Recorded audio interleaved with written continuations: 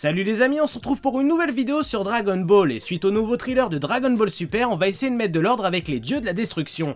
Car j'ai remarqué que beaucoup d'entre vous ne comprennent pas le choix au niveau des designs. Mais ne vous inquiétez pas les amis, Akira Toriyama est loin d'être fou. Et si aujourd'hui je vous dis que pour chaque dieu de la destruction se cache un vrai dieu d'une mythologie ou encore un monstre qui faisait partie d'un folklore quelconque, vous me croyez? Attention, cette vidéo contient du spoil, donc libre à toi de quitter ou de continuer. Dernière petite chose avant de commencer la vidéo, bien sûr je ne détiens pas la vérité absolue, tout ceci sont que des suppositions, donc enjoy.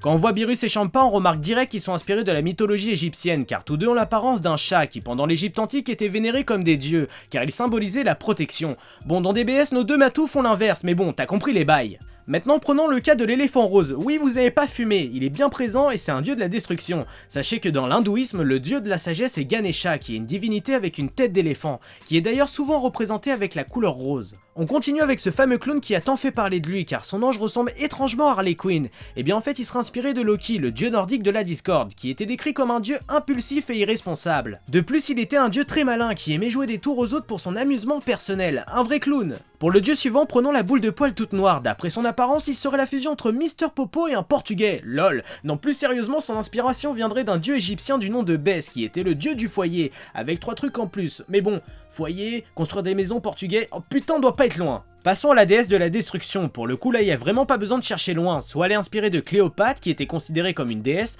ou alors elle peut faire référence à Bastès, qui était la déesse égyptienne de la joie et des chats. Le dieu de la destruction avec sa barbe orange et sa couleur verte de peau me fait penser à un troll de la mythologie nordique qui était reconnu pour avoir des forces surnaturelles, point barre. Bon les gens, je vais pas vous le cacher, pour le gros truc vert, eh bien j'avoue manquer un petit peu d'inspiration, mais je pense qu'il doit être inspiré de la mythologie juive, plus précisément du golem.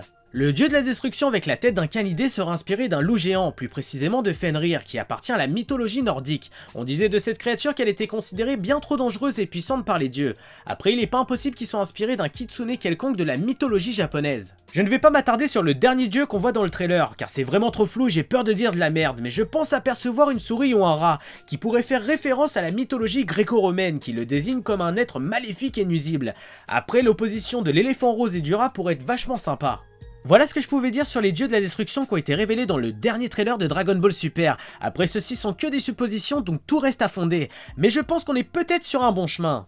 La nouvelle vidéo se termine, j'espère qu'elle vous aura plu, n'oubliez pas le pouce bleu, de débattre par commentaire et surtout abonnez-vous à la chaîne YouTube. D'ailleurs pour tous les abonnés qui souhaitent avoir toutes les dernières notifications de la chaîne, n'oubliez pas de cocher la petite cloche en haut à droite sur YouTube. Sur ce, moi je vous laisse, tchuss!